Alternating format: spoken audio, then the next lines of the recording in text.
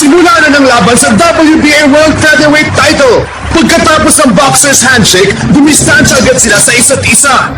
Ang tanong ng lahat, sino kina Dati at Martinez ang tatatak sa kasaysayan ng boxing sa featherweight division? Nagpapakiramdaman ng dalawang fighter.